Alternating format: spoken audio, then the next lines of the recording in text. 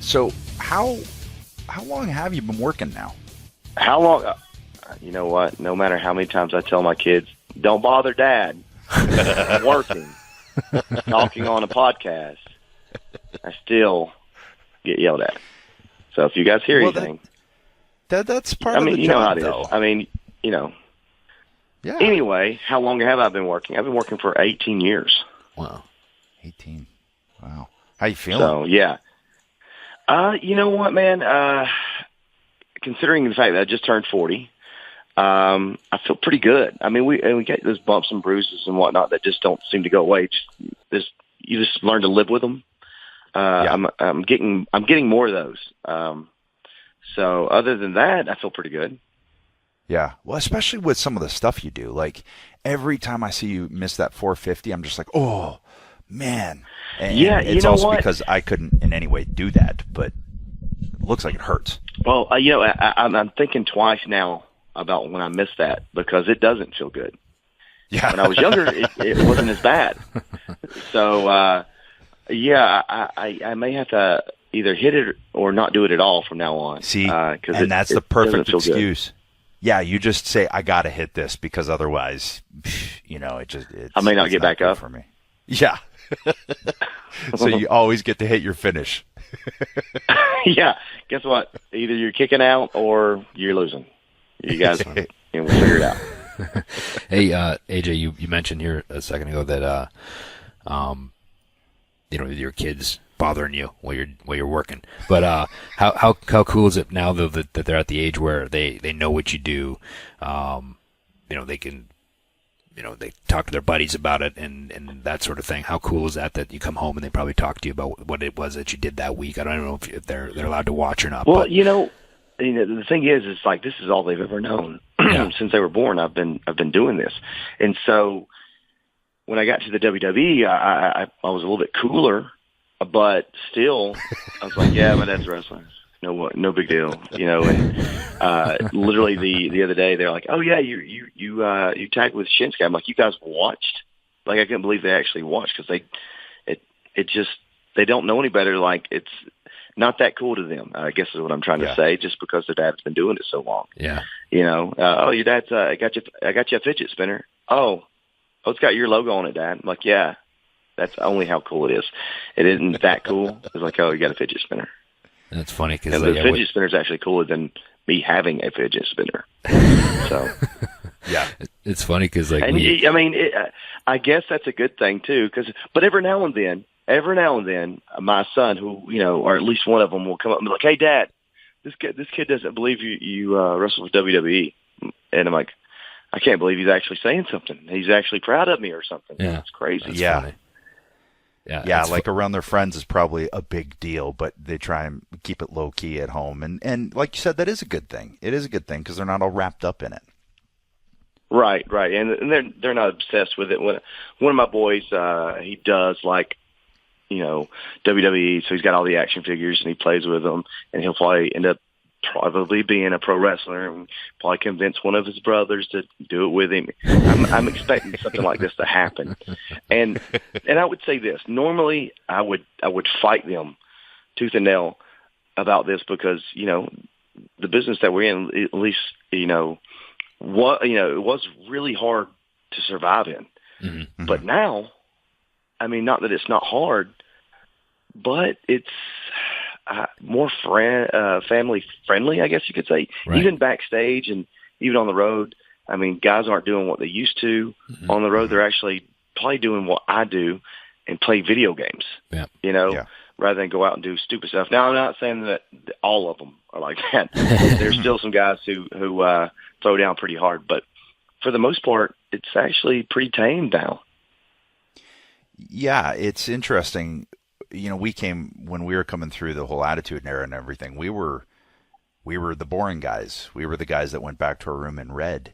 And now it seems like everyone has realized it's possible to still maintain a level of excellence in the ring, but now it just seems much more accepted, and that a healthy lifestyle away from the ring is going to benefit you. It's so demanding too, right? Like the whole lifestyle, the physicality of it, trying to take it, trying to eat properly, to train properly, and then the bumps and bruises along the way when your body's you're always hurt in some capacity when you're wrestling because there's no off season, right? We're doing it all the time.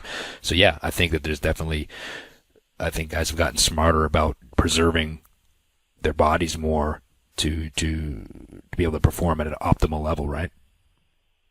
Yeah, I mean, you have to, and I understand what I've realized, over the years is that boredom can kill you, literally. Yeah. Because you're going to find ways to, do something. Every time I've done something that was stupid, or even thought about doing something stupid, it's because I was bored. And I think, way back when, even in the Attitude Era, you guys are reading books. That is boring. I agree. Yeah. But it's all you had. We barely had phones that you could play that snake game on. Yeah. Yeah. So it was just boring sometimes, and trying to find something to do usually gets you in trouble. And so now we have all this technology, our phones and video games we can take on the road with us now. I mean, that makes it easier on everybody. So I get why things happen the way they did, way back when and whatnot. So that makes sense to me. But I do always, when somebody, says something about, when I go to the airport with my Xbox, and they're like, "Oh, so you travel with that?" I'm like, well, idle hands is the devil's workshop, dude. I'm telling you, I got to find something to do with my time, or I will do something. Never heard that before. That's great. So you seem like a fiercely loyal guy. You're kind of like the girl that the guy can't get, is what it seemed like throughout the years, because you were loyal to TNA and you kept slugging away. And even when guys like Jay come in and try and steal your spotlight, you still stayed and were loyal and just put on killer matches. Well, let's be clear here. And Jay knows this as well. Yeah. That there was a point where the whole roster is sitting in the Impact Zone, and Dixie Carter said, if anybody doesn't want to be here, then it's okay if you leave. And I literally looked over to see what Jay was going to do, because had he gotten up, I would have went with him. Yeah, wow. So well, that's because we were loyal working to a point, Yeah, not loyal to a fault. Well, the thing is too. Well, the thing is that there was. I remember that we were sitting there, and you and I were working together. You, me, and Tomko had our thing going on, and I can't remember exactly what it was, but there was a lot of issues going on at the time. A lot of. I think there were some guys not happy with where they were or what they were doing, and so there was some stuff going on, some talk. Yeah, and then I remember after you and Tomko, we sat down and had a conversation, and you were, and I said, if I got him left, what would you have done? He's like, I would have went with you. I was like, all right, this guy's good. This guy's a good dude. So seriously, I was waiting. Yeah, but we had a lot of fun when we did our thing there together too, right? Like, I mean, and that's the thing too. Like when I went there, it was one of those things too where I didn't want to be the guy that was just coming into, I'm the WWE guy coming in to take everybody's spot. Like, I didn't want to be that guy. Like, I wanted to come in, I wanted to help, and there was guys there like you, Joe, Daniel Kazarian, guys that I really genuinely was a fan of and friends with, and well, I didn't know you before I went there, but I mean that I wanted to work with, and I got a chance to do that. But you and I working together, we had a lot of fun doing that as well. And we had talked about this previously on the podcast, where it seems like a lot of your personality started to come out when we were doing that as well, and a different side of you doing the comedy and stuff, to the point where you were even like stealing like the backstage scenes we were doing together just because you were so funny. And how did you feel about that? Dude, it was probably the most fun I've ever had. Like, it was one of those things where I was like, well, I can't be there wherever they want. You always want to be at the top, but right. It was one of those things where I'm having so much fun playing your lackey, literally. And I remember you sending me a text after, one of our shows, and like, you're such a tool. And I was having fun being that guy. It was just how ridiculous can I be today? Right. And what stupid thing can I do? So many things like that. And somebody will send me something, or I'll see something on YouTube that we all did, you, me, and Tomko, and just start laughing. Right. because we just did whatever we thought might be funny. Yeah. Right. And it was. Yeah. And I a lot had of so time- much fun there. And a lot of people were upset that I was this goofy character, but I felt like it was opening up another, Yeah. part of AJ Styles that people haven't seen, and that's not a bad thing. No, and I'll tell you from watching, I didn't know you had that in you. So I was like, oh, wow. So as a guy who was in the industry and watched your matches and was like, okay, this guy can go, that it did open up another layer. And I was like, okay, he doesn't take himself so seriously that he can't, do this or do that, but then still get in and have the killer match. And, Right. and that's the 5-tool player right there. I think once that people figure that out, that it's just, the more layers you have, the better you're going to be throughout your career, because you can do a little bit of everything and get away with it. Where if you are just one single type of person, it's, at some point that may get stale, Yeah. So to have a bunch of layers, as you say, like, that's a good thing. Yeah. So you stay through with TNA and you stay on. And what was the tipping point for you where you said, okay, you know what, I think I'm going to try other things? Well, I mean, what we do is, this is our business. This is what we do for a living. This is how we, earn a living. And a lot of people don't understand that. The older I get, the more that's important to me. Now, and I say that, but don't get me wrong. Like, I take, a lot of pride in what I do in the ring. But at the end of the day, if I'm not supporting my family, then it's, why am I here? And so it came down to a money issue, and they were having problems, but that wasn't my problem. I contributed the best I can and did everything I could to help make TNA a good company to work for. And they used their money and terribly. They just didn't know how to manage money. And so they basically, after I won the championship, and we knew we were in negotiations, and we just extended my contract till December. It was up in August. We extended it to December, and they had me win the championship. And I remember the day before Thanksgiving, I was over at a friend's house just having Thanksgiving with them before I had it with my family the next day. And they called me. Big John called me and said, we're going to have you drop the strap. I'm like, okay. It did. I don't know if he was trying to scare me or whatever it was to sign. I was like, okay. Yeah. And negotiations were going on. I dropped the strap, but I think they still had a feeling that I was going to stay. And in my head, I go, this is probably not going to happen anymore. This is probably my last match I've ever had here. And I actually said something to the fans and told them I appreciate it, but I still don't think they thought I was actually going to leave. Right. And it came to a point where Ring of Honor was having a show in Nashville, and we were trying to decide what I was going to do. My Bill Behrens and I, who helped me agent do this the wrestling stuff, and I said, you know what, I'm not going back. I said, just call Ring of Honor, tell them to put it out there that I'm coming, and so they could put it on the internet and everything else that I was going to be at the show, and that's how TNA found out that I wasn't working with them. I mean, our contract was up, but that I was done negotiating. And wow. I mean, it was a scary thing because this is the Sure. job I've had for the last 11 years, and I just felt like it was the right call, and wasn't sure what was going to lead, but it was the whole principle of the thing that you can't just treat somebody like this and think they're going to stand by your side. And Well, it's so, interesting. despite the money they may or may not have came up with, it was just, you know what, I got to move on.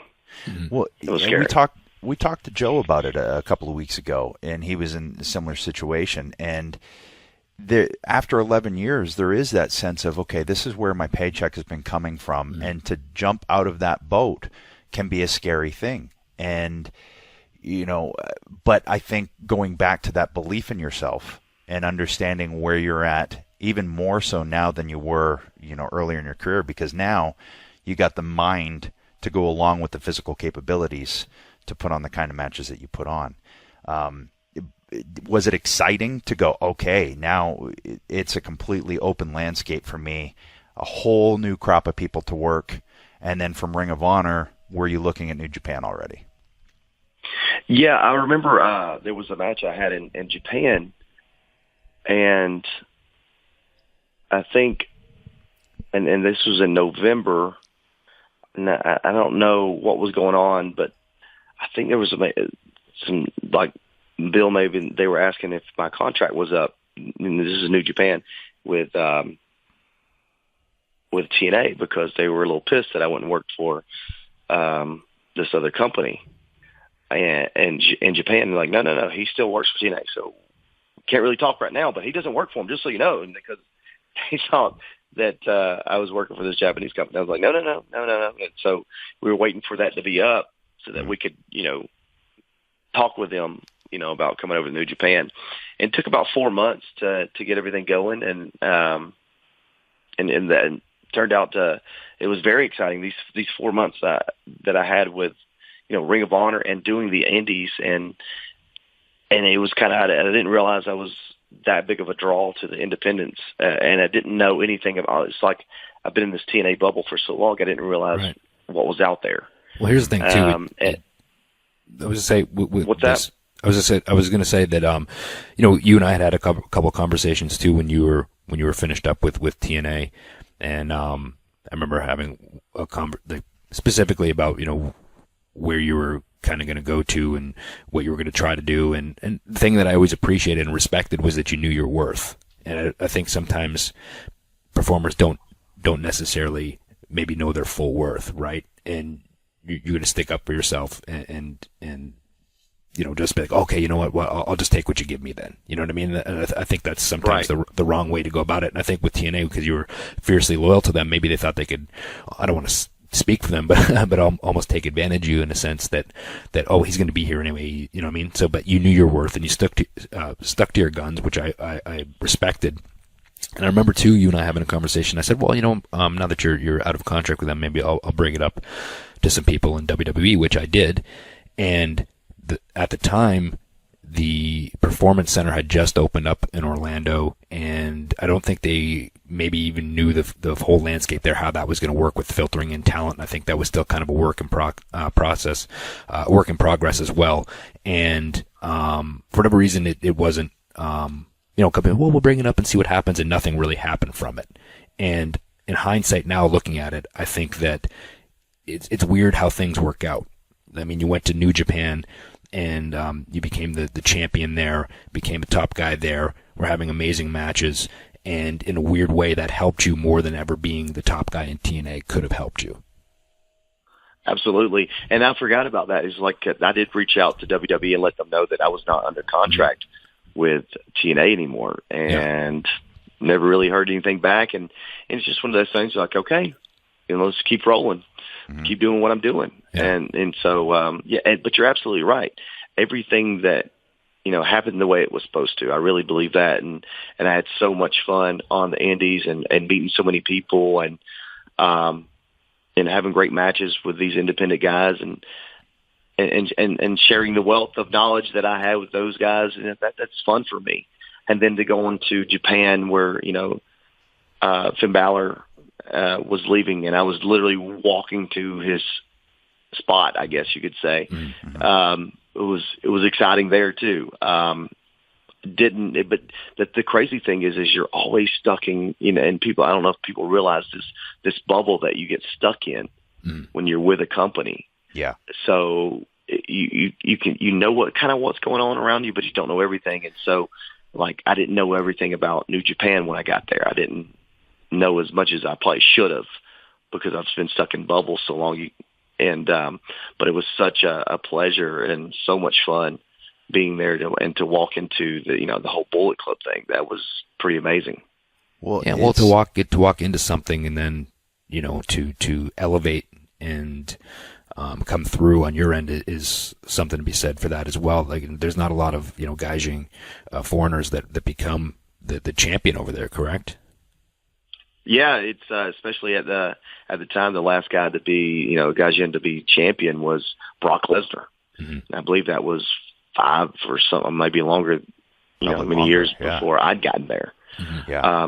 So, and normally I would never have put the championship on a guy's to come over as soon as he came over, because literally I came over, said I'm here in New Japan, and the next week or next time I was over there, won the championship. I'm like, good grief, but I wasn't going to turn it down. I watched New Japan Wrestling, for a long time. Not so much once you get in another company, like you said, in that bubble, but it's still prestigious. The New Japan Pro Wrestling, it was just a big deal to me.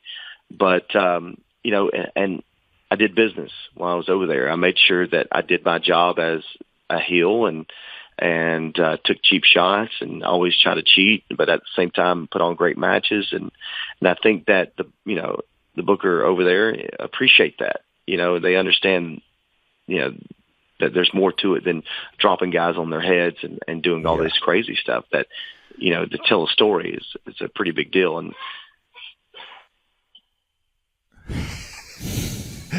my son just ran in here and did you hear that? Yeah. He just beat something on the Wii U. But, it's interesting because I've told people who have asked me this, I think I've probably said it on this show too, that I hadn't really watched wrestling for a while. After I retired, I really stepped away from it. I needed a break. I'd been doing it at that point 18 years, and I needed a break. And, gosh, it might have been 20. Anyway, so I didn't watch for a long time, and it wasn't any kind of, I hated the industry now or anything like that. I just needed a break.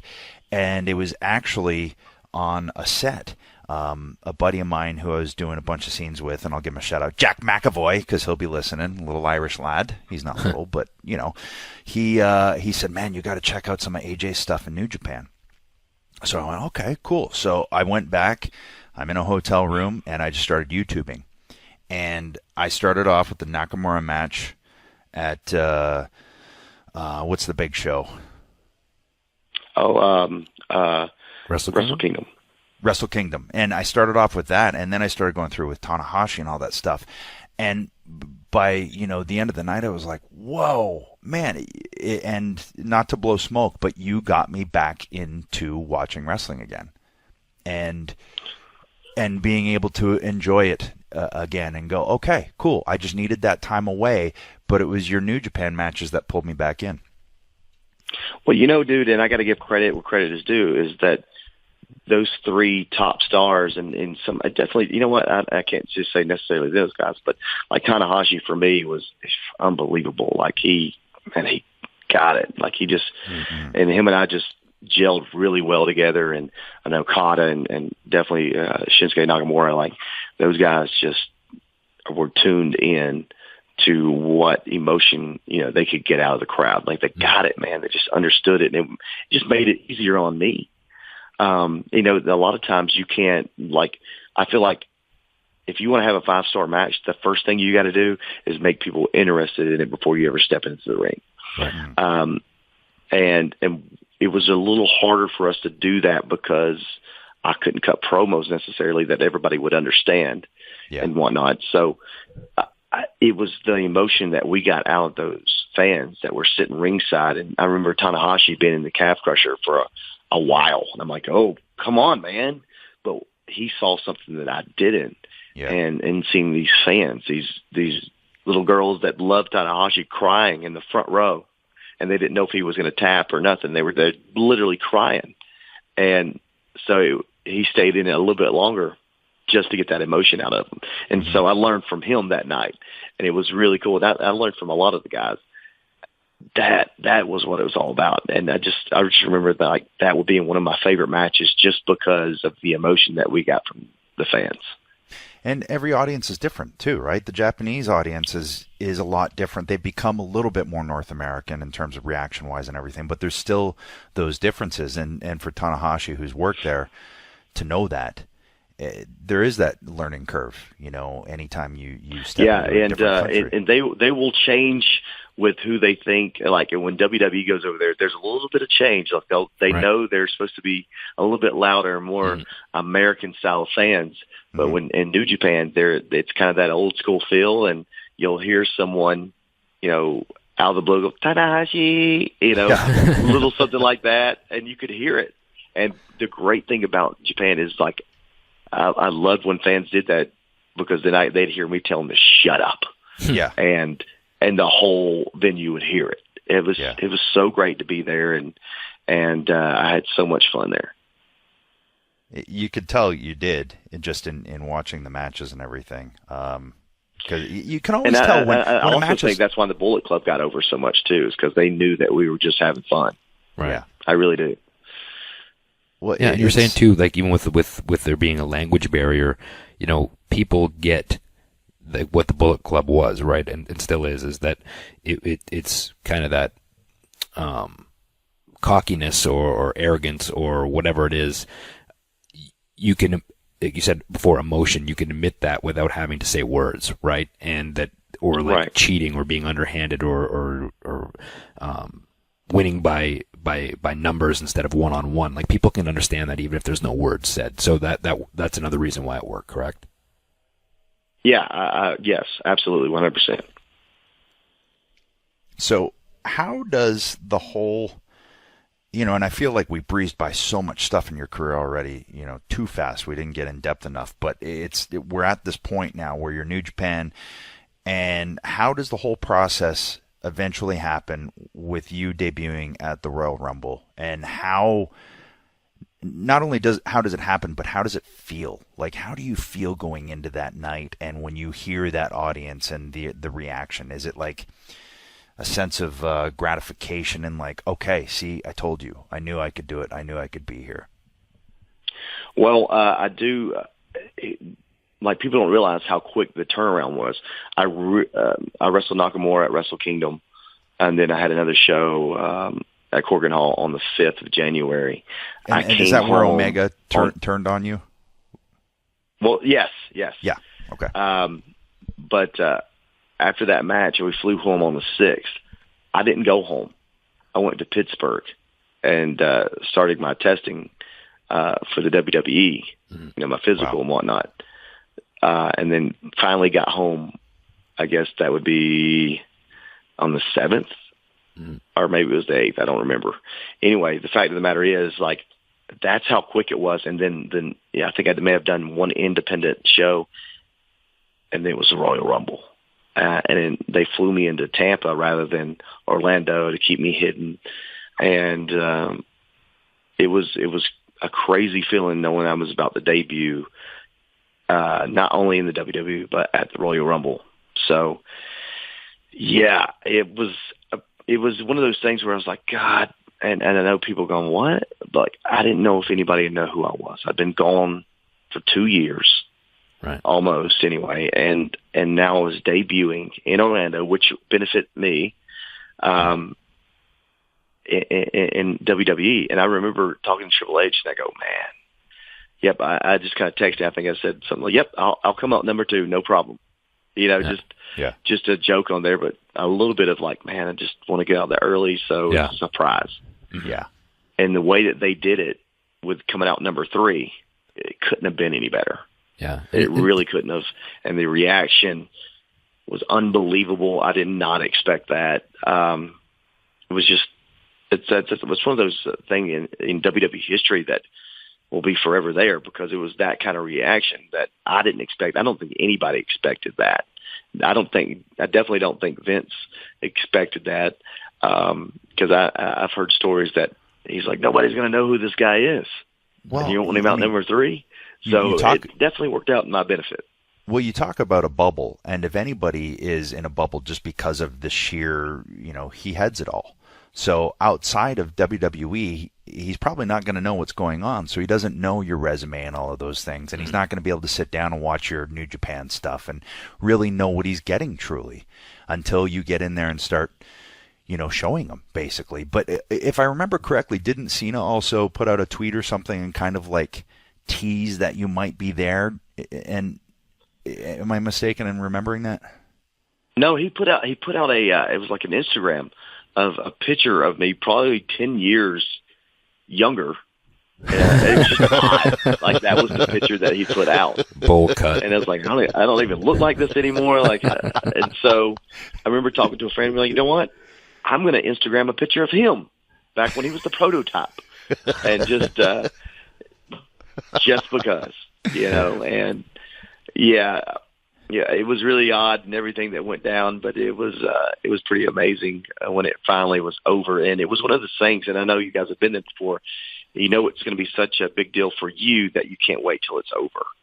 Yeah. And that's the way it was. Like, finally, I can just take a breath and just take it all in. What just happened? I'm actually part of the WWE now. I'm on their roster. I'm a WWE superstar now. That was cool, man, for me to say that. Well, and it was interesting to watch the evolution of once you got there. Because like I said, I don't think anyone really fully grasped what you brought to the table.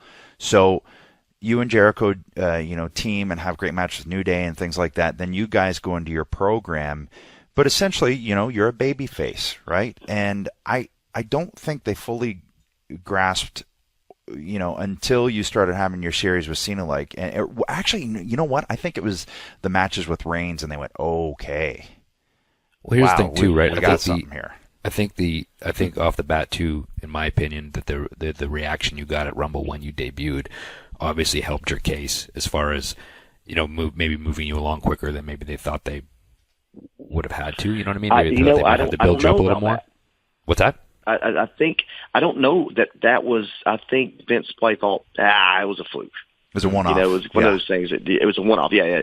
And I think when there was I had a match, and it was just a typical babyface match, and Vince going, I got tons of guys that can have that match. He goes, where's this freaking pit bull? This attack dog. I'm like, oh, you want that guy? I can be that guy. That's honestly, I did wrestling in high school and whatnot, and that's the type of wrestler I was. I got after it. I was very aggressive. That's how I wrestled, and it's like when he said that, it was like a relief, because oh yeah, I can be that guy. And so the next thing was Miz TV, and I just beat up Miz, and I think knocked his tooth out, right? That's the guy. That's the guy I want. Well, but you know what's great about that? Because I was beating up on Miz, or it was because that's the guy you wanted to see. So. But what's great about that is that he gave you that note, because a lot of times you won't get that note from Vince unless he cares or sees something. And I always tell, guys will come and ask for advice, and I'm like, well, you got to get a dialogue with Vince. You have to, because otherwise you got a middleman, and who knows what's being filtered in, being filtered out. But if you talk to Vince yourself, oh man, there's a situation. We're used to it. Everything good? Yeah, well, yeah, but I told her she was coming in here, and she's probably going to try to put makeup on me, and I made her brother take her out of here, and yeah, that's what happened. But to get that note from Vince is big, and I when guys ask me what to do, is go talk to Vince, go knock on his door, go talk to him, because if you talk to him, then you're getting what he sees, and the fact that he gave you that note, and that's all you need really if you're confident in yourself and your ability, is just that one little note, that one direction. It's like, okay, I got it. Thanks. Yeah. It made the biggest difference. And I've learned that with, if, he wants to talk to you. He wants to have a relationship with you, and it's up to you to do that. I mean, the guy's super busy, so I try not to bother him unless I have something I think that is important. But it's nice to know that there's one guy that I can go and talk to, and he'll tell me yes or no. And that's it. There's not a group of people I have to go through or get one answer from this guy, because that's the way it was the last place I worked, where you didn't know he was giving you the right answer.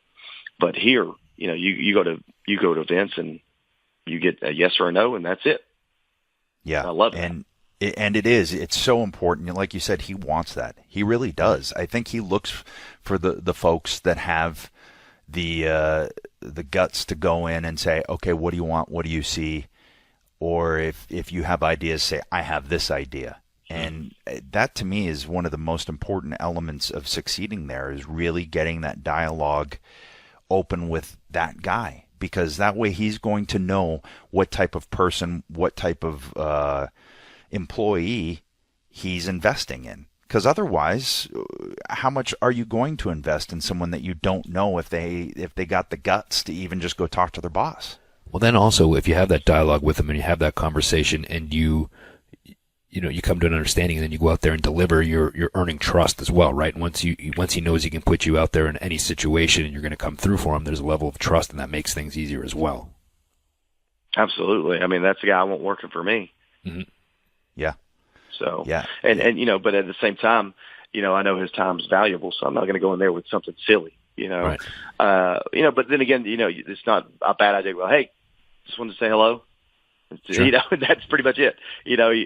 But I enjoy that time because you don't realize how brilliant this guy is. Just like, he's been doing this for a long time, and to talk to him and get the insight and see how he feels about certain things, and it's really cool to get to know him and know how smart he is when it comes to this business. It's just unbelievable. And he has an outlook that you might not think of. He looks at it from a different angle where you go, oh, okay. He's having to look at a much bigger picture. So then you start to understand. And at first, there were times where I was like, I don't really get that. And then you start to see the bigger picture and all of the different things that go into WWE and the massive, machine that it is. And it's like, oh, okay. He's having to take that into account and that into account and that foreign market into account. And, the action figures over here and the garbage cans and bedspreads over here. Like, there's a lot of different things that go into decision making there, and it all basically boils down to him. Yep, and that's not a bad thing. No. So, from the Rumble, you find yourself you're heading up to your first WrestleMania against Jericho, and it's in Dallas, in front of the biggest house ever. What's going through your head? I mean, it's become such a big deal. Like, not only is it going to be the biggest WrestleMania ever, it's my first. So it's one of those things like, God, I just wanted to be over. I just wanted to hurry and get over, and so I can enjoy the fact that I can say I was in at WrestleMania and had a match there. That's what was going through my head, because it's. I guess it being my first one, and I'm not one to get stressed out, but I was a little over anxious to get it over with so I could enjoy it, and so there was a little stress there. But I mean, I enjoyed it, and walking down that long aisle to the ring was great, and to be in there with Chris Jericho was even better. It was an amazing time for me. But again, it just goes back to that. God, I just want it to be over. As crazy as that sounds. I probably should have enjoyed the moment a little bit more, but it was one of those things like, please God, just let it go well so I can be done with this show. I don't know if you guys have ever been there, but it sounds the most ridiculous thing to say. No, I remember the first WrestleMania was kind of a blur, but then you learn to, as they go on, to take it in, like you said, because you never know if it's going to be your last one or not. So you always try to take it in. Right. It's nice to have it under my belt, I guess you could say, that first one. It is good to get the first one under the belt, and it is one of those from at any point at a WrestleMania or whatever was a pivotal moment in my career. I always took a moment and in the ring to just soak it in. And you could probably see when those moments were, but I didn't care. I just wanted to soak in that moment and really, have it implant on my soul. Like, okay, this happened. I got it. I got that snapshot in my brain forever. And it seemed to be a calming thing too. In doing that, it made me, forget about the stresses of what this thing could be. It's like, okay, this is WrestleMania. This is actually really cool. Yeah. And I say that about the first one, so I could say this about the second one. Like, it was night and day difference, getting to the ring this time rather than, the last time. And it's just like you said, you enjoyed the moment and took a snapshot of everything that was going on around you. Like, oh, this is pretty cool, and this is, I was 38 when I had my first WrestleMania. So you'd think that, but it's WrestleMania, and until you've been there, I don't think you could really fathom how big it is and everything that's going on. And it was just, man, there's a reason why people talk about it so much, the WrestleMania, because there's so much bigger than anything else in wrestling that I've ever been a part of. I mean, if you put it in terms and compare it to other sports, getting on the WrestleMania show every year is like getting to the Super Bowl every year. Right. Yeah. So if you have a match on WrestleMania, it's the equivalent of getting to the Super Bowl. I've said this in interviews that it's almost like the Super Bowl when the football players talk about it, it's like it's gotten to the point where I think maybe they're going to go, yeah, it's like being at WrestleMania every year. Instead of saying like, because we always refer to the Super Bowl, I think they're going to say WrestleMania because that's how much, how big it's gotten. It's crazy. And I think outside of wrestling, I think a lot of people already do say that.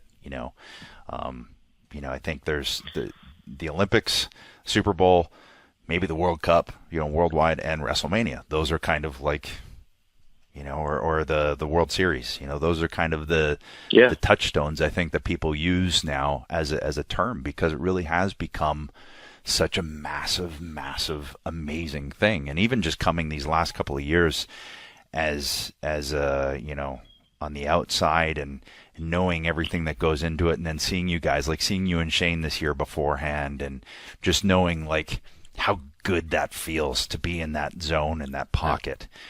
How'd you feel going out there with Shane this year? I was super excited about Shane and I getting out there because I know what people expected from the match, and I knew what we were about to deliver. Mm-hmm. And so, how you get, like, very few times do I get butterflies anymore. Yeah. But now I get them because I know something great's about to happen. Mm-hmm. And that was one of those moments where I got, you guys have no idea what's about to take place right here. And you're going to be shocked to see what we do. And the story that we're about to tell, it's going to be great, and you guys are not going to expect it. It was one of those things where the expectations for our match were so low. We won as soon as we stepped in the ring. Yeah. So, and hats off to Shane because he knew that, and he delivered big time. I mean, the guy tore it up in there, doing crazy shooting star press and the stuff that it was just great. And I had so much fun, and I have so much respect for this guy because of all the effort that he put into making sure this is the best match that he could put on, the best match that I could put on to entertain the WWE fans. It's great. It was my favorite match this WrestleMania for sure. I was, and in watching it back, it still was, because you know how sometimes you watch it during the show and you hear reactions and everything, but then I watched it again. I was like, yeah, that was my favorite match on the show, and it. The thing that stuck out for me, and I've mentioned it again on the show before. How was Kyoto after that shot? Because it looked killer. Oh, it looked awesome. Oh God, it was one of those. Like, I think I told him, I was like, dude, it's going to be hard to. The way I'm throwing this kick it's going to be hard for me to control. He goes, I don't care. Okay, it's WrestleMania. I freaking rocked him, but Kyoto just said, hey, I'm fine, and that was it. He's a champ, man. Yeah, and I'm glad he's he an old was pro. Our ref. He didn't care. He was like, do it. That's fun. Backing up even a little bit there, previous to that, you had, you've been champion in TNA, you've been the champion in New Japan, and then becoming the champion in WWE. I've said this before, you don't get to that spot by accident, whether you hold that title for a day or for a year. You have to be believable in that spot. So how was it when you found out that was happening, and what were your, how'd you feel, and what was going through your head when you found that out? That was so cool, man. It's one thing to win it, and other, and New Japan's is really big for me because of the history that it's had, but the WWE Championship, that's the one that everybody in the world knows, and to be able to say that you were WWE champion, like you said, whether it was for an hour or a day or however long, man, you're down in the record book as a WWE champion. I love that, and to be there and had it for a pretty good stint, not a bad deal. It was really cool carrying that thing around with me, and then I took a little pride in when I had to take it out at the airport. So it was cool, man. And actually, it's a funny story. You just reminded me of something, and I don't know if you remember this or not, but when I won my first title, and I lost it TV time. It was like, 5 days in between, but it was really on the Tuesday. And you were with TNA and you were in Orlando, and on my way home to Tampa from Orlando, I met with you and a couple, and Frankie and Chris Daniels. We all met up and had some dinner. It had been a while since we'd seen each other. We were hanging out, and we were talking and catching up and laughing. All of a sudden, you just stopped everybody at the table and you just went, "Hold on a second," and you put your arm around me and you said, "You won the WWE Championship. How awesome is that? Or the World Heavyweight Championship?" And I started laughing. I said, "Well, it wasn't for very long because I lost it tonight." And you said, "It doesn't matter. You were the champion." And I thought that made me feel a lot better that you just said that. And that just reminded me of that conversation. I mean, it's true, man. Like, it's a big deal. And sometimes we forget about that. How big a deal it is to say, all right, we want to put it on this guy. Like, it doesn't matter how long. I mean, Daniel Bryan had it for less than that, but he can still say he was WWE champion. There are cool moments there and that nobody can take away from you. Yeah.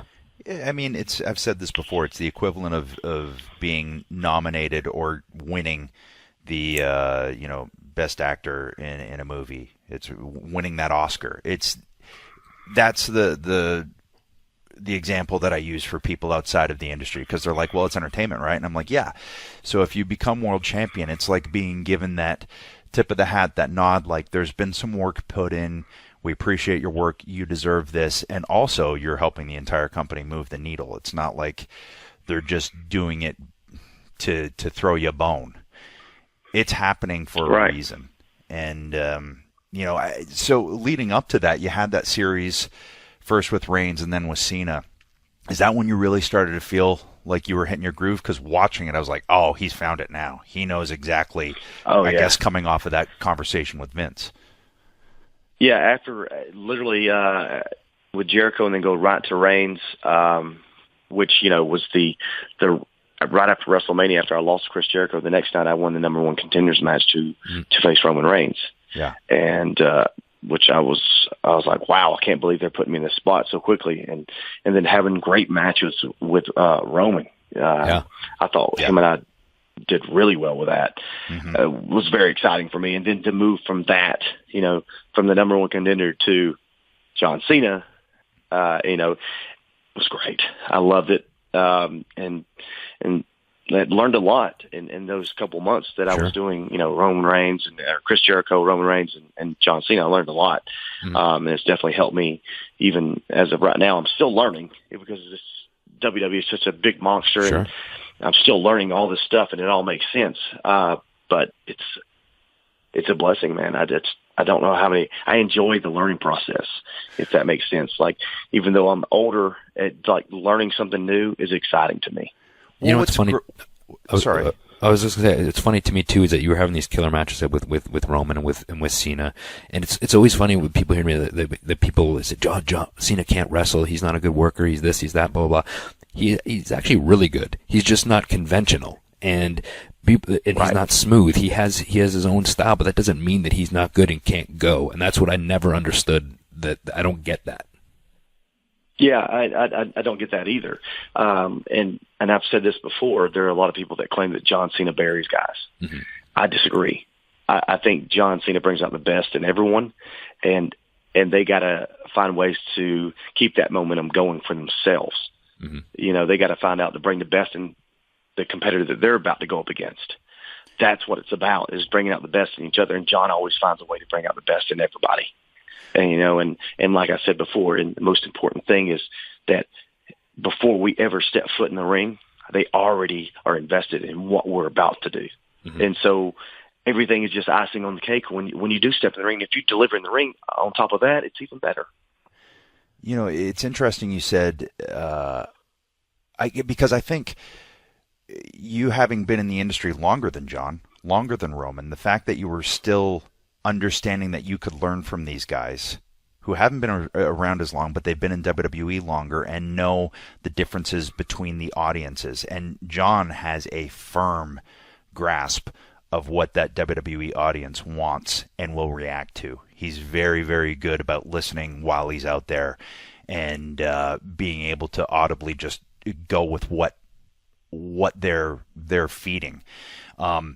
So that and going back to you saying, with Tanahashi and learning something from all of these new opponents, even though you have more experience than all of these guys, that says something about you.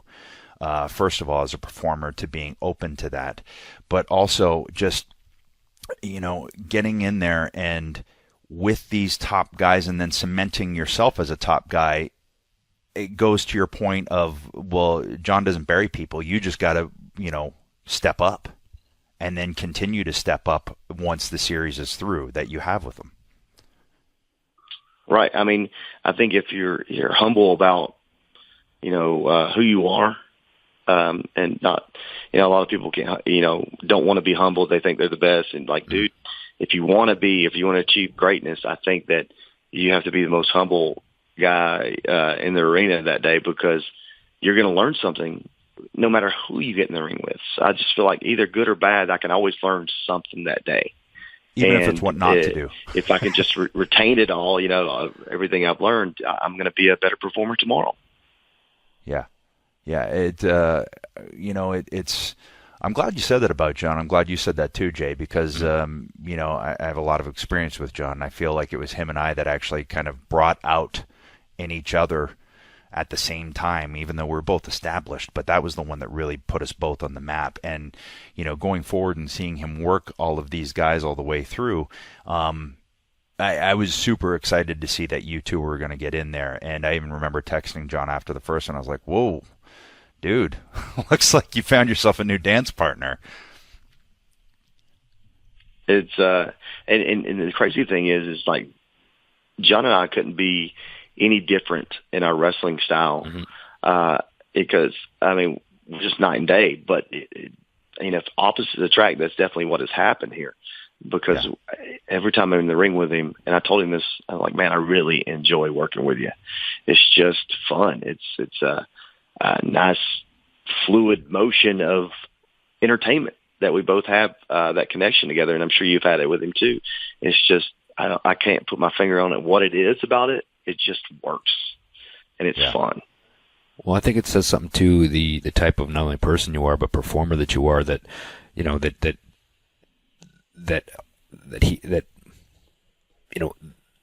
the platform he kind of helped put you on, right? Because and I don't want to say he did it himself, but I mean it takes two. But also the fact that you basically beat him clean for the world title. I mean that's kind of unheard of sometimes in these days that we live in, So I think it says something about you, like not only the type of person you are, the performer as well, and where he and the company saw where you could go.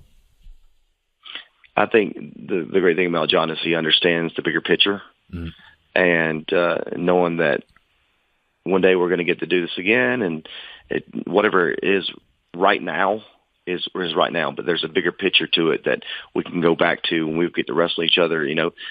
At some point you're going to be able to have this match again, and then you can get over clean. Like our job is to make sure each other look like superstars, and if we're willing to do that, the company as a whole is going to grow. Because if we keep building up each other instead of, don't be selfish and just take care of you. I know that's an old school way of thinking, and I'm not saying don't do your best, go out there and do your best and show what you got, but make sure at the same time that your opponent looks his best, because at the end of the day, we're going to grow as a business because of it. Well, it's about credibility too, right? Because you had instant credibility after that, and then it's a trickle down effect. Because then basically anybody that gets in the ring with you after that, there's an air of credibility there. So it's a trickle down effect, I think. Reaganomics, is that what you're saying? Yeah. Well, and the thing is too, all anybody is going to remember is the match. Like, okay, that was a match for the ages, not, but this guy won. If the match is good enough, it doesn't matter, because you both win, the audience wins, and as you said, the company as a whole wins. And as long as you can take that mentality into every match, man, I took that mentality into working Funaki. It's like, okay, I'm working Fu, I'm about to work Undertaker at WrestleMania, but I'm going to bounce all over for Funaki, so he's, got more credibility after this, and they also think Undertaker's going to tear my head off at WrestleMania now. That's great. But, same kind of thing with James, like how much more can we get out of this than just me beating up James Ellsworth? What else, can we get out of this? And it turned out to be, as crazy as it sounds, is me and James and Dean made it very entertaining. Yeah. And that is so key, being able to take, anyone on the roster and it making it work. That is truly the key to being back to that 5-tool player, right? Back to showing your comedy side in TNA and your character side. It for Vince to be able to look and go, okay, this is my chess piece that I can put anywhere, and it will win the game for me. And whether that be first match, middle, end, comedy, this, that, but always being able to go back to you, that is huge. And I know he's got to be happy that in you he has another one of those guys. Well, yeah, I hope so, man. I just my thing is always go out there and do do my best in everything I can do, and it doesn't matter what it is, if it's a backstage or how can I make this entertaining, how can the match be entertaining, what can I do to make this more entertaining, and right. That's the mindset that I go in every time, because at the end of the day, this is the business, and if I'm not able to do my job, well, they'll find someone else who can, and I'm going to enjoy it while I still can do it. They might have to bring me back and make you my lackey again. I would do it. So, Wow, you are a pro. So it'd be so fun to dump things that we'd come up with. Oh man. Yeah. But before I forget too. So Madison Square Garden, was last week. You work Kevin Owens on a house show, U.S. champ now. Yes. How do we not talk about this?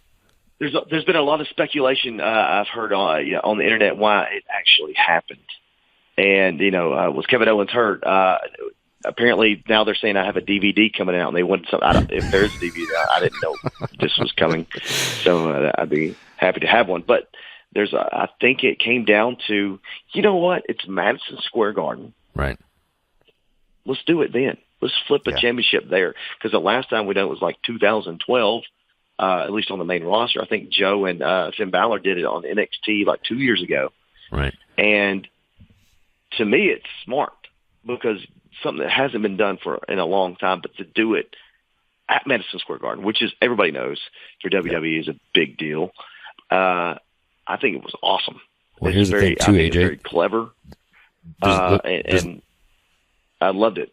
There's a little history here in this podcast as well, because we had talked about this before, that Adam had won the Intercontinental Championship on a live event, and then years later I won the Intercontinental Championship on a live event in Boise, Idaho, and which isn't quite Madison Square Garden, but it's still the same type of effect, right? It was nothing against Boise. Nothing against Boise, but I think it was Boise. Was it Boise? Or was it Iowa? No, sorry. You said it was Iowa. Yeah, man. it was Iowa. You don't even remember where you won the title. It was. No, it was somewhere in Iowa. It was Iowa. But you get what I'm saying. But it was the same type of thing. It's nobody's going to expect this to happen in Iowa. And it was legitimately one of those things that happened so infrequently at the time that when I beat Booker and I stood there with the title over my head, did the four corners thing, walked out, held it up, and walked down the aisle. People were just standing there waiting for somebody to come out and reverse it or restart the match or do something. They couldn't believe that this had happened, and the risk, it really happened here. That's exactly what happened at Madison Square Garden. Yeah, exactly that same thing. There was a pop. He won, yes. But wait a minute. Who's going to walk out there? And there was another pop because nobody walked out there. It was really cool. It was really cool, and but it's smart, to not do that every year, but every couple of years they do something like that. I think it came down to just doing something different, and it was Vince's call and no one else's. And it was great. Well, what's great about it too is the fact that, again, like you said, you can't do it too often, but do it just often enough so that people go, I should go to that live show, that live event, because you never know. And if you keep people guessing like that, it's good for business. And who knows? when the guys wrestling, whoever it may be, wrestling Jinder Mahal, they may switch it. If you got John Cena working Jinder Mahal on the main event or whatever, it could possibly happen, and that's a good idea. I mean, it's a business move to some extent. That's why I always liked a beatable heel champion. Mm-hmm. And, let's say a Jinder or Kevin Owens and Flair back in the day, it's like, man, any night he could get beat. And that adds that element of, it could happen tonight type thing. So I think it was very cool that did it. How did it feel for you, Madison Square Garden? It's the holy grail of arenas. I just one more feather in your cap. And it was one of those things, too, is that the fans, the reaction, because I won it there, and they were like, we saw something when they finally realized, it wasn't going to be overturned, that Kevin Owens actually lost the championship. It was just a big, huge pop because they realized they saw something cool. Yeah. And they were a part of it all. And that was really cool for me. And the fact, yes, it was done at Madison Square Garden was a really neat. And also on top of that, it was a Raw live event, not a SmackDown. Yeah. Oh. So even on top of that, there's a lot of things that made it great and unexpected. So now you've already won the WWE Championship, U.S. Championship. So at some point you got to go for Intercontinental and Tag Team whenever you're on the proper show. But who haven't you worked? Or who have you worked but not as much as you would like? Like, who do you see on the roster that you're chomping at the bit to get in there with? Well, if there's guys that I haven't wrestled yet, I've yet to wrestle Rusev, and I think that would be really fun to wrestle a guy like him. Yeah. But there are guys on the Raw side that I haven't really been in the ring with, like with Seth Rollins and Finn Balor, that I think people want to see. I've never worked Shinsuke Nakamura on U.S. soil, so that can be a big deal as well. In fact, the only time we ever worked, Shinsuke and I, one-on-one, was Wrestle Kingdom. So there's a lot of story that can go into a lot of these and build up for something really great. And I would love to, find my way back somehow in the main event. Everybody wants to be the main event of WrestleMania. I'll keep climbing that ladder, and see where it takes me. But there's nothing better than being part of WrestleMania, except for being the main event of WrestleMania. Yeah, sure. Well, and that's what everybody in the industry should strive for, because if you don't, then you should get out. So, it's and you put yourself in a position where that's completely believable. So it'll be fun to see. But man, I didn't realize you and Nakamura only worked once. That was the only time you guys worked. Yeah, just one time, man. Damn, that's why hell of a match. Hopefully, when it finally happens in WWE, it should be something big. Oh, it should be bigger than just a match, and that would be one I'd like to do at WrestleMania, to be honest with you. Hey, and that's one of those things you just got to fight for. If it is one of those, you show up one week and it's just a match, that's one of those, no, this can't be just a match, guys. This has to be more than this. Yeah. I've let them know how important it is to me that we don't do that we don't just have a match. Yeah. There's so much build that can go into this, and I almost feel like right when people think it's going to happen, finally we get Nakamura, AJ Styles on this pay-per-view, something happens. We can stretch this out as long as we want to finally give you the big payoff when it's necessary, like when it's, I don't know, the climax of it, if you will. You talked about the reactions at Rumble, and I think at Money in the Bank, when you guys were on top of the ladder and the way the place just really came up, I think that is proof positive right there. They're like, okay, we got something here. And now it's just a matter of everyone protecting it. Yeah, and it was, and not to toot my own horn here, but that was my idea, because I wanted to show Vince that there's something special here. Right. Yep. And that's something that people wanted to see. So let's wait before we give it to them and make it something bigger than just, a TV match. So, and it worked out pretty good. Yeah, as it far was as a great idea. I thought it was one of those co-chill moments, that I got while standing in the ring looking through the ladder at Nagamura. It was that moment. I was like, oh, man, this is good. Yeah. Well, that was a great build, and it's also nice to be able to, like, if you have an idea, say, Vince, this could be something special, and then when it actually, pans out that it is, that's a great feeling. So kudos. Good idea, buddy. Thanks.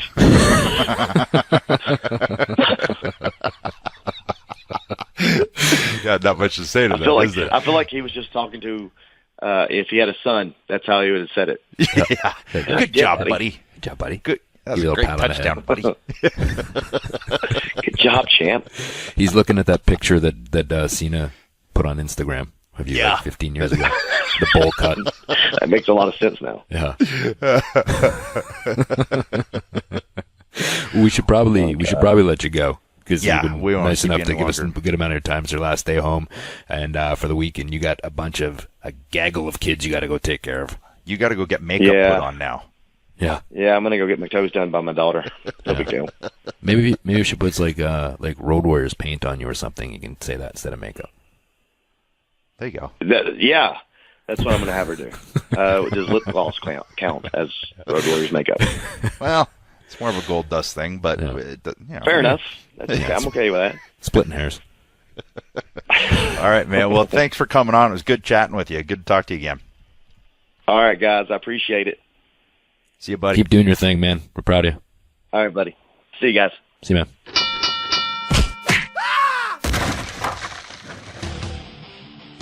Well, it was a good talk with AJ and Adam. You got something you want to say? He's a great guy. It was awesome to talk to him again, get caught up. But I do have to say, as the ENC Pod of Awesomeness fact checker, as the think tank, if you will, as it were, that you were incorrect in stating that AJ defeated John Cena for the WWE Championship. Here's the thing. I didn't mean to state that. I was alluding to the matches that they had where he beat John clean at SummerSlam, and then the match before that. And then, I got a little confused in my timelines. I'm glad you brought it to my attention there, Edge. Yeah, you got a little worked up, didn't you? I don't think I said he beat Cena for the title, but if I did, I was wrong, and I admit it. Now let's move on. Let's get past it. I think you did. Okay, let's get past it, because I had a special request this week from Thomas Dreamer, a.k.a. the Innovator of Violence. And you also know him as? Tommy.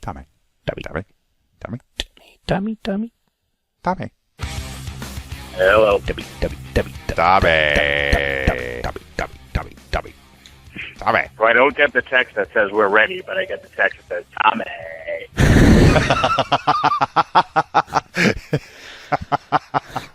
Of course. Now, I will say that I gave you the wrong day, and you were waiting with bated breath yesterday for us to call. So that was my bad. I was. As they say. Well, hold on a second. Half-hour time limit to say, hey, did you forget about me? And you're like, what? So obviously you did forget about me. Tommy. No, I just assumed I had it the right day, and I didn't. So that was, correct. I never forget about you, Tommy. And we normally do the Tales from the Indies. We space them out a little bit, but you requested this time. And because, we basically don't pay you anything to do this, we decided to honor your wishes and let you do back-to-back Tales from the Indies to find out why do you want to do this, Tommy? What's going on? Well, what happened, Tommy? This went. I'm also driving right now to an indie. I have no Tales of the Indie this week. I pretty much, by the time this airs, I will have done them all. So from last week, when we were talking, when you were laughing that I was choking on watermelon, and we were going over the story of Crazy Christian and his skin cancer scare and going to all of Dusty these Dorito doctors like an insane person. Yeah. One, it made me laugh, but it was also like I was trying to my phone was breaking up, and I was like, whoa, there was a few things that kind of hit me hard in that whole conversation, and that's why I was like, hey, I want to kind of follow up. So this isn't a normal Tales from the Indies. Tommy. We're and going to get deep here, are we? I'm sorry? We're going to get deep? Is that what you're saying? We're going We're to get gonna Dr. Phil deep, here? Brother. Tommy. Whoa. Here's my story, because then it relates to what is wrong with me.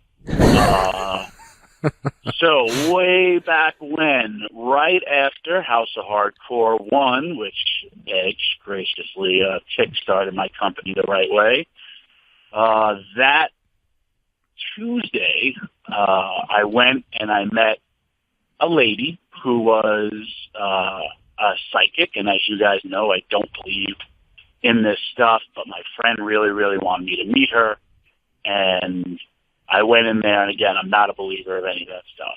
Wearing a hat, all that stuff. So right off the bat, I didn't even say my name, nothing, and she says, you're worried about your mother. And my mom had just had a stroke, and I was like, whoa. So then this lady kept on going on and on about stuff that no one could have ever known about me. So right before I leave, and again, I'm telling you I'm wearing a hat, she goes, what's wrong with your head? And I said, huh? And again, I'm wearing a hat, and she goes, you're worried about something with your head. You need to get it checked out. Going into this, for about 3 months, every time I take a shower, my forehead would bleed. And just a little speck of blood. And I was like, I'm hardcore. I used to stick razors and barbed wire in my forehead to potentially make me bleed. And sometimes just plastic Dorito forks. chips. And sometimes just plastic forks and Perkins to make your friends laugh. Anyways, go ahead. Exactly. But even more than that, let me just point this out. You actually did it with a Dorito chip once. Okay, sorry. Yes, I did. I actually just did it in Australia for the Young Bucks because they had heard the rumor, and I did it. And I had a nice little cut going into our match, brother, in case you need that hard weight. Jesus. Pre-color. Okay, go on. That. Where was I? Something wrong with your head. Okay. Your head is all now, fucked up. So then I go to the dermatologist, and it turns out that I had skin cancer. Tommy. And it was the bad kind. So I'm like, all right, what do we got to do? Like, well, you got to go get it. We got to take cells out. Well, first they scrape it, and then you get the results. And then when you hear that you have cancer, it really does, hit you hard. Though I am hardcore and I could beat anything still in my mind, I'm like, all right, now what? And you get scared. And, I was picturing how how Jay was telling me how freaking out he was, and I was pretty calm about it because my father was a lifeguard for summer jobs, and he had skin cancer. And so they just go in and they cut it out, whatever. It's all right. So I schedule this appointment. It's now a month that you have to wait. So now you say to yourself, whoa, they tell me I have, a basal cell or something like that? Yeah. Carcinoma. Mm-hmm. And you got to get it, taken out. But now I got to wait a month. So I'm like, all right, I'll wait a month. I wait my month. Now, here's why I have to say what is wrong with Tommy Dreamer. At the same time, I'm supposed to get this skin cancer cut out. WWE calls me and tells me we have to go back. We want you to come to Philly for the Slammies. And I'm like, okay, wrestling first. And I go, calling up my doctor's appointment and saying then, hey, I can't do this, and they were like, okay, well, we actually have an opening the next day. I'm like, all right, well, we'll see where it goes. As the exact opposite of what crazy Christian is doing when he doesn't have cancer, but I've already been told it, so I have to put professional wrestling ahead of everything. And I wasn't even looking at this is my next run. Okay, wrestling calls, I gotta go. So I go, I do the thing, and then I got jumped by the Shield. It was kind of their first big little thing going together, I guess. And so then right away, I'm pitching an idea because I really wanted to work with the Shield because I saw a lot in them just as much as WWE did and figured, hey, it's a good way to get some steam on these young kids. And I was able to go get my thing cut out of my head. And then that was also where the Shield had posted, they ran me into like a door. And then online, I was posting pictures of, hey, look what the Shield did to me, all this stuff. But that was basically because I was actually able to get my cancer cut out of my gigantic head. And it was really, really big. I had a huge softball on my head. And even like WWE officials, the top brass, was like, hey, what happened to you and all that stuff. And I was working then, and I was like, well, the Shield, all that stuff, ha, ha, ha.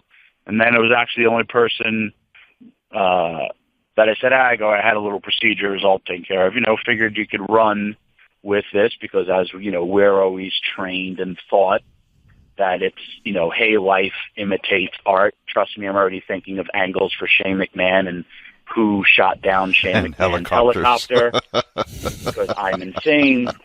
But then I was just like, all this. And like, after talking to you and listening to Christian, who is not normal, but, he is, we're fathers now. We have a life outside of wrestling. And I was just like, man, my daughters, I had my kids, I had all that stuff, and I still was putting wrestling in front of everything in my life, which also could have cost me my life.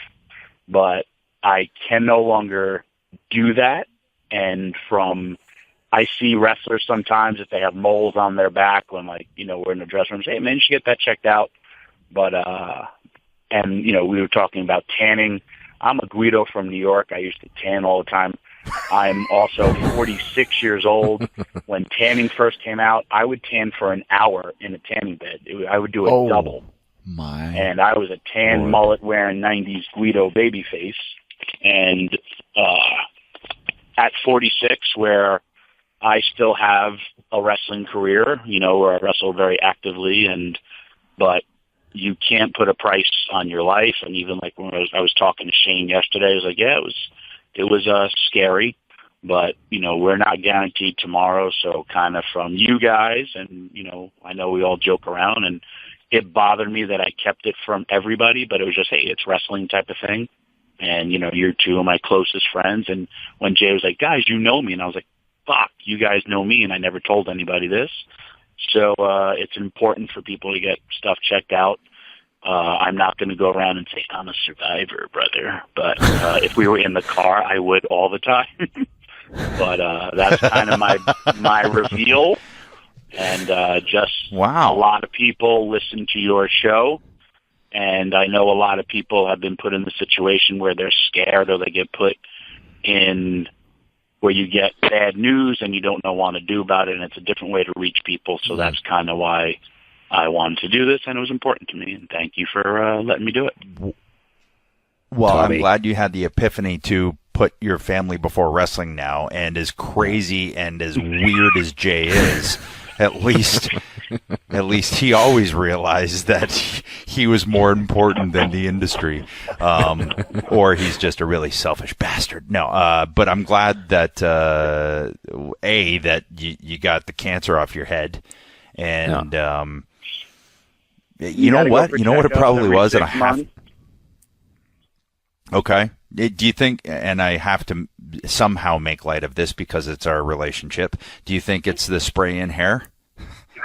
No, I've never had anything to do it. I don't know what's talking about. This phone is breaking up. And it's called Hair Topic. Thank you. But in all seriousness, yeah. So I'm glad you got it checked. I'm glad. Yeah. Wow, crazy. Well, that's good advice from Thomas Laughlin, Tabby Dreamer. Tabby. It'd be great if you went in to see a psychic now, and you walk in the door and they just started going, Tabby. She's great. It's my life. We shot a pilot. I wanted to really get her on television because she really does it to help people. And honestly, I credit her for saving my life because there's no way that anyone could have saved that. But, again, when you have the littlest thing of, because as I revealed to someone, I want to say last week, I don't use cold water. I pretty much scald my body when I take a shower. Because you got to take your body to the limit. You never know where you're going to be tortured. So I do that. That's a whole other level. And but my forehead was like, I had a drop of blood every time I, would shower. And then, stuff like that, you got to get it checked out. Yeah. Yeah. Well, glad you're all right, Tommy. Wow. So that's I have no tails from the Indies. I'm driving right now. I'm throwing out the first pitch tonight with the Bowie Bo Sox. I'm going to bring the heat. I hope you put it right in the dirt. Thank you. Of course you would say that. If I was there throwing the pitch out with you, bounces 3 times. When you weren't looking, I would scoop up a handful of dirt, and when you turn back, I would throw it in your face like salt. I totally know you would. And when you were selling Or take some of the chalk for the baselines. Oh, I would shove the rosin bag right in your mouth. Okay. Okay. Well, it sounds like you got your hands full there, Tommy, but a far different Tales from the Indies this week, folks. We sat down on the couch and we had a serious conversation. Yeah. That's what you got to do. You guys have a forum to reach people, and, I call us all a dysfunctional family. You two are my most dysfunctional family members, but wrestling fans, we're all community. And so you got to spread the word and try to make the world a better place, and there we go. All right. We love you, Tommy. Love you too, guys. See you later. Bye, Tommy. Bye-bye. Tommy. Goodbye. Man, Tommy got deep on us this week. He did. I didn't. Yeah. No. Actually, good for him that he's okay and didn't tell us, the prick. Well, no, until now. I think it says what kind of person, honestly, what kind of person Tommy is, that he wanted to, kind of get that out there for anybody that was dealing with a situation like that, that might be scared or whatever. So I think that, it was important for him. It shows that he cares about other people. So I think that. Well, a week after the fact, too, that I was sitting with him, and then he texted me and said, "Hey, I want to come back on." I was like, well, that's odd, because usually we don't do it every week. But, right. Yeah. Well, Tommy. Well, we had a long show this week, Edge. Oh, we had a long one. It was action-packed and full action, and and I said action twice in a row. So that you know it was a good show, buddy. It was just full of that action. What's going on there? Who are you becoming all of a sudden? Who are you? That's my announcer voice, Edge. Oh, my goodness gracious. As we talked about, like how announcing is hard, you would be horrible at it. No, I think I'd be pretty good. I think it'd be. No, what it makes me want to do is rip out your vocal cords, use them as a jump rope, and then take them, and then I want to floss with them. I don't even know what shape vocal cords are, but I'm assuming I can jam them through my teeth to knock out all the Doritos that I ate earlier in the day. And then I want to throw them down. I want to drop an elbow on them. And then I want to, as I usually do with things of this nature, I want to take a leak on them and mark them as my territory. Your vocal cords, because they suck so bad. And at that point, when I couldn't talk, I would just because I'm a master of sign language already. I would just sign to you. I would just sign to you. That had no effect on me. Actually, thank you for doing that, because now I can just sign to the world. And it seems like it does have an effect if you have to sign all over and the when place. when you were like mesmerized by my fingers, my gangly fingers, by signing, I would poke your eyes. I would dig them in your socket, and I would pull them towards me, and I'd headbutt you repeatedly. Boom, boom, boom, and then I would almost heal you like a priest and drop you on the ground and walk away with my arms out. What's interesting is that you're focused on my eyes this week. First it was butter knives, then it's your gangly ET fingers. And then your weird ET fingers on your ape arms. You're focused on my eyes. Well, that being said, we should get out of here. It's been a long show. Why? Has it though? Has it been a long show? It's been a long. I don't know if it has been. We should take this to the crescendo. Take it to the end. Get to it, if you will. I would love to, as long as you quit doing that voice. Oh, I can't promise you anything right now, Edge. I can't make any promises. I think it's time to take it to the crescendo, Christian. It's time for the American dream, sometimes the Canadian dream, because I got a dual citizenship to take it on home, if you will. I had to get my Dusty in again. All right, you can follow us on the Twitter at ENCPod. You can email us ecpodofawesomeness@gmail.com, at EdgeRatedR, at Christian4Peeps, at AJStylesOrg, at the Tommy Dreamer. Tommy. You can get this pod at Spotify, Stitcher, Google Play, Apple Podcasts, wherever you get your pods. Download, rate, review, and that's all I got to say about that. Here we go.